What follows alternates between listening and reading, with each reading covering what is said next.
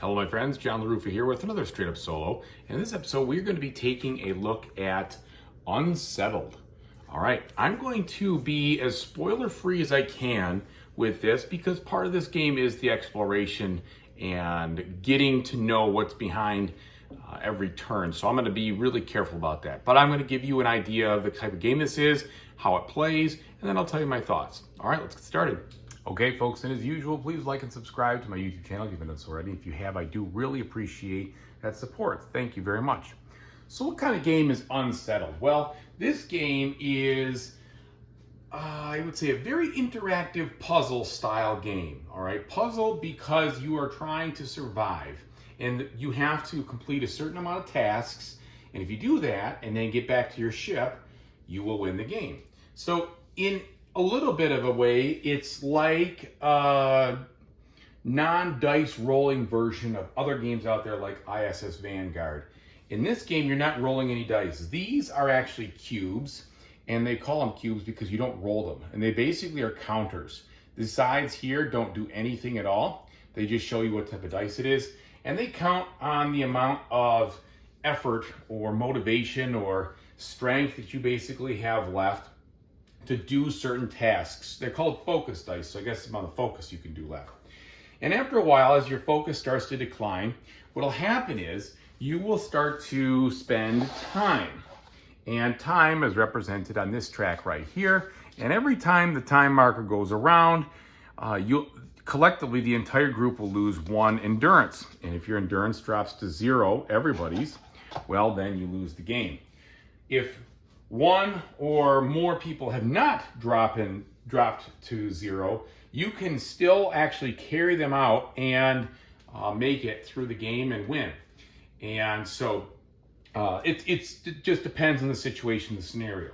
Now, every single one of these boxes that come with the game, and the base set comes with 2 planetary boxes, will kind of have its own adventure with its own set of situations.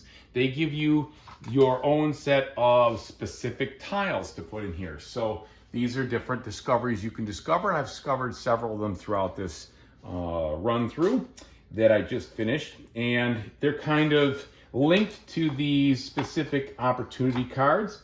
And the opportunity cards are things like this, where they will show you some narrative. They'll tell you sometimes there's an immediate effect, and then there's an action you can take to try to acquire those things. And if you acquire them, then they come with certain anomalies. And these anomalies will give you something special, but they can only be used if you have certain competencies, okay? And if you are competent in, or comprehension, pardon me, and if you have the right comprehension token, you can use the anomaly as a once and done situation.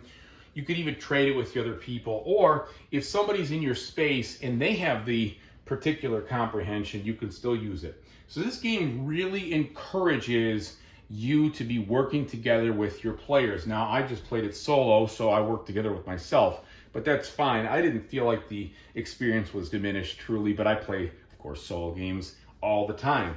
So I don't think it's a problem at all to play this solo. You just control 1 or more, or 2 or more characters.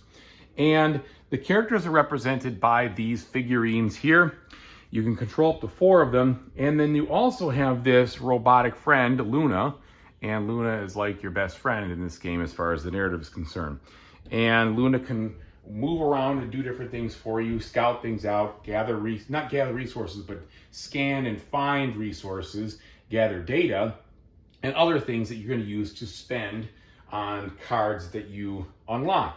How do you unlock those things? Well, every time you get a specific comprehension in a specific one of these 3 tracks over here, which represent robotics, chemistry, or engineering, you will draw a card from the deck, and these decks are specific to the planet box you're using. All the cards, actually, are specific to the planet box you're using, including all the tokens and almost everything else. And so then you will get some abilities. So for instance, this one says, get Luna's encyclopedic evaluation. And so you can use this by spending a blue cube, which is data cube, to go up on one of the tracks over here for insight, or anybody's. And this game gives you a ton of different free actions that you can take especially they encourage you to take it in other people's turns to try to help them out. So that's kind of cool. It's very interactive in regards to what you can do when, and it's pretty liberal in regards to the location you can be. So a lot of times you have to be in the same node, but there are many times when you can be spread across the board and still interact with the other characters. Now, the other mechanic is there's 3 basic resources in this game besides the focus, and that those are represented by these blue data cubes, these green materials, and then these power discs, okay? These particular black cubes will be scenario specific based on what you're playing and how you're playing as a planet, and they'll do something unique, okay? And again, I don't want to go too far into what is unique. You can see the game kind of laid out here in its semi-end state here as I finish the first scenario, and there are 3 groups of tasks in each planet box. So I say first scenario, but it was planet box number 1, task A, the one that they recommend you do at the beginning as you're learning. And so I won this game, and I won it, I'd say, with a decent margin.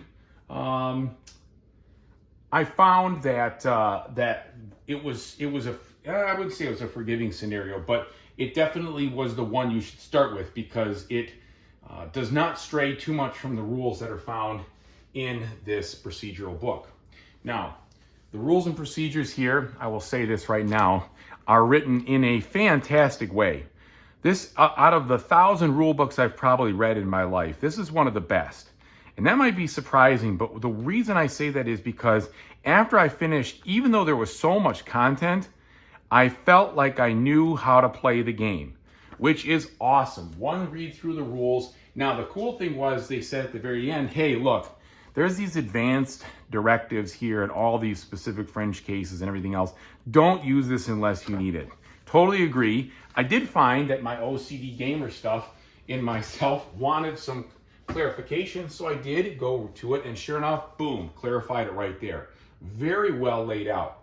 I don't know if that was present in the initial printing, but in this printing, just fantastic. It really answered any question, any little thing I might have. Now, the other thing, and the other mechanic I didn't talk to you about was the investigation mechanic. So what you'll do is you can investigate on these areas to flip over some opportunity cards. And I did talk a little bit, I guess, about the opportunity cards, which is where these anomalies come from and different things. But they present a specific random situation based on the actual, on the scenario you're playing, and you interact with it in different ways. And sometimes they can be passive, sometimes it can be active. They do a lot of different things. Lastly, what do you do with your character? What are the actions you can take? Well, you are going to have a board here that will come with one specialization. But in every game, you have these actions to work with. You can theorize, which helps other players gain specific insight and will advance them down their insight tracks to hopefully getting the competencies and then lead to getting the abilities that make the scenario much easier to deal with. You can investigate, which is where you trigger that investigation, like I'm talking about, that opportunity card. You can traverse, which gives you a second movement, and you can also carry a local explorer with this. And whenever you traverse, it's just like moving, and you get to move once per turn. There are some icons that you interact with from one square to another that may deplete time, that may give you insight, etc. You can support, which will raise trust, which I'll talk to you about in just a second, and also get rid of this, some of the distress that you have. You can recover, which helps you get your focus back, but it'll actually lose you trust. And I kind of feel like that maybe thematically is, I'm going to take a break here, guys. You go ahead without me. I'm just going to sit on my rear end. And people don't understand why you're doing that. They start to lose trust in you. And then finally, you always have to rest. So of the 3 focus cubes that you have, one of them always has to rest at the end. That will advance the time marker, and it will tick up one of these things, one specific pip. Okay, so every character has that, but these traits are different, and there's a whole stack of traits that you will pick from, drawing randomly and then choosing. And the traits will have stuff on the good trust side, and then when you flip them over, they switch to different actions and take on different forms on the lack of trust side. Interestingly enough, though, both sides are good. They're not necessarily like, oh, my trust is low, these abilities don't work so well. It doesn't work that way. They do interact differently, but that's not necessarily a bad thing. The one thing that is bad, though, is that in regards to trust, if you have high trust and you get more trust, you get to distribute more focus throughout the whole group of explorers. However, once you're at low trust, if you go lower again, then you have to distribute a lack of focus and take away focus. And that can be punitive, especially if you're running out of time. And so in this first scenario, I found it possible to do a decent job managing the things that the scenario put forth to me, where I felt like I was under pressure, but I wasn't under such pressure that it was a nail biter. And I appreciate that because I just wanted to learn the game, and there's a lot to explore. And this whole difficulty box was a level 1 difficulty. So if I got creamed in the first one, I would be a little worried about the level 3 and 4 difficulty boxes that I have too. So anyway, that should give you a good overview of the type of game this is. And again, you're trying to complete 3 different tasks, which I will not spoil for you, but they have you doing things in the game in order to win. So that is kind of a similar mechanic that you see in other adventure kind of games like this, or games similar to, Arkham Horror or Eldritch Horror, or like I said, ISS Vanguard, where you got to get through a certain amount of things before you're ready to win. Especially, I'd say, in ISS Vanguard, very familiar in that regard, that here you're going to be, it's like a scenario, it's like a non-campaign style space exploration feel of a game. So it has some of that, but it does not have any legacy elements. There is no thing from one to another. You can jump around from whatever planet you want, you want. Nothing carries over. There's none of that. There's no legacy aspect. It's a self-contained system. Okay? And the last thing I would say is that of this, the way they did put together the game trays, it is really easy to set up and take down really fast, which is nice, especially since sometimes these games take a very long time to lay out and get prepared. All right, so that's a good overview. Let me tell you what I think of it. So again, I did my best to not spoil any of the real meat and potatoes content of the game, okay? But the mechanics are basically what I described. I think that this game is a very interesting and fun game to play. If you like this type of game, and I mean by if you like kind of going out on a little adventure, trying to figure out what the tasks are, they evolve because you don't really know what's going to happen around every turn, and then you're pressed to adapt to the situation at hand. You want to spend your time when you need to, you want to save it when you can, you want to get different discoveries and different things because those are very helpful. But what you have here especially is variety, and that's a lot of fun. So this, I'd say a scenario takes between 1 and 1.5 hours to play, and you have 2 boxes in the main box with 3 tasks each. So you have basically 6 different scenarios that you can explore. There are a ton of other boxes you can buy, and since I did the Kickstarter version that just came out, I've got a lot of those. But this is a game where you are going to have kind of it's a game system, okay? And so it gives you the opportunity to explore these scenarios, but I think that once you win the scenario, you're not necessarily going to be compelled to come back unless you're going to do it with some other group of people. So if you're solo, I kind of feel like I would be a once and done sort of thing with the scenario. Now, I would come back to ones that I haven't won and try to beat them. But it's from the task standpoint, once you kind of know what's going on, you kind of get that feel. So I wouldn't say it is it's not like a game like a detective game or whatever, that once you've tried to do the case, it's over, that's it. You can replay them as much as you want. But I do have a feeling that you're not going to necessarily go back to the same scenario and replay it again and again, because the story element and the immersion element is so strong. So it's a little bit unlike an Arkham Horror kind of game where you could play the same one again and it would be different. Here there is differences for sure, but it just seems like you are compelled to try to, continue to explore outward. If that isn't a problem for you, you won't have a problem here. If it is a problem, if you want to play a game 30 or 40 times, then this, with just the 2 boxes in here, might leave you a little underwhelmed after you finish them, okay? However, I will say this, the writing is great in this game. It is quirky, it's kind of a little bit humorous, it's lighthearted, and it treats the whole situation with a little bit of humor, a little dry humor, which I like. And it's just fun to play, right? It's fun to listen to the dialogue as it comes out. It's fun to kind of hear the cheekiness, in how these situations happen, on this world that you start off in. There's a lot of kind of tongue-in-cheek humor, but nothing is bad. Nothing is unsuitable for kids or anything like that. It's all very much reasonable. This could be a family game, and I think everybody would enjoy it if you didn't want to play it solo by yourself.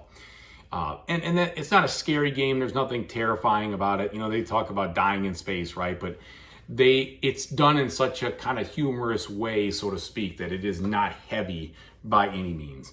It does not feel like you're going to be like, oh my gosh, we were wiped out.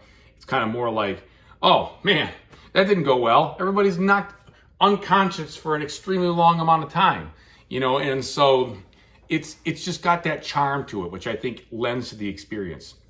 There is a lot of different things to discover. The mechanics are intriguing, but they're not overwhelming. But what I really like about it is that, again, that rule book was fantastic. It helped me understand what I was doing without having to watch a single playthrough or anything like that. And that is such a rarity these days, where usually I finish the rules and I'm like, okay, now I gotta go watch a playthrough because I gotta figure out how to actually play the game. I read the rules, but how does it play? They did such a good job making that approachable to the solo gamer or anything really. It's just, I think it's because they just helped you understand. They didn't just lay out the rules, they helped you understand how it all worked together and kind of walked you through it as verbally as if you were to be taught by somebody else. And that was awesome. They made for just a very enjoyable experience. And then at the end they said, hey, look, 2 golden rules. Number 1, if the game says you can't do it, then you can do it. Try doing whatever you want. Push the limits, see what happens. Number 2, don't waste your time on looking things up. Make the gut reaction, go for it, and then look it up later. Don't slow down the fun of the game. I think that's really cool, and it takes some of the pressure off. Now, I still did look in here because I'm playing solo. Who cares? I still looked a little bit, but it answered my questions quickly. It was no problem. I had no problem finding exactly what I needed in the back. Okay, I got it. Boom, moved on. And some of the things are just carryovers from my brain about playing so many games. Like, oh, do I have to match the color with the color? No, you don't have to. Even though it's a colored card, you can use a different thing on it. It's just like some of these things that were normal trip-ups that you bring in from baggage from other games that, I must have to match these things up. Now, sometimes you do match them up and you get better improved actions or whatever, but it's very clear exactly how that happens. So that is really kind of cool. I will say this, at the time of my taping of this, there is a little bit of errata that they are making right with some changes in the character pack. So if you end up getting this edition in the beginning of the Kickstarter launch here, just a couple of cards you're going to want to go on and just read through. They actually make the game just a smidge easier, I think, and clarify some things. At least on the first, little bit there. There's more to it, but they're shipping that out relatively quickly, so it won't be a big problem afterwards. And I think they basically contained any games that are out there. So everybody should be able to get that. It's not like a retail copy is going to, have a problem if they come to retail or however they're going to distribute. So either way, I think it's a very positive experience. It'll be fun for the solo player. I don't know why. I looked at Board Game Geek. There's a lot of people who said do not recommend it for solo. That is only if you really need to be laughing with somebody else on the content while you're playing it.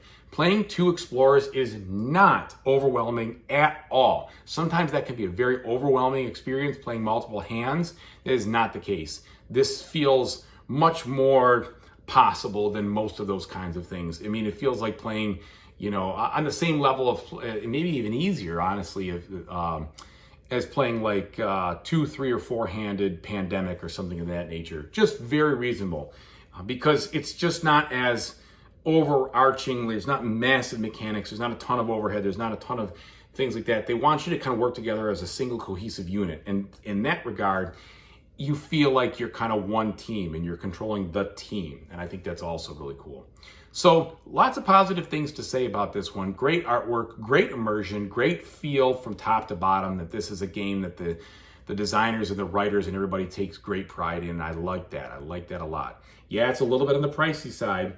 But each of those boxes, I think, is MSRP of 15 bucks. And so, you know, that's not bad if you think about it. If you like the game system, to spend 15 bucks to get a new planet, 3 new task adventures in that planet and such, and change the whole feel, I think that's really cool. That was the allure to me, that there was a lot of content that was out there, that people liked the game, and that there was more coming. So thanks so much for watching. I really appreciate it. I hope this helped you understand what type of game this is without spoiling anything, and helped you to see as something that you'd like to do or something you'd like to pass on. Either way, whatever you guys decide to do in the future, I really hope you have a fantastic time doing it. Take it easy, everybody.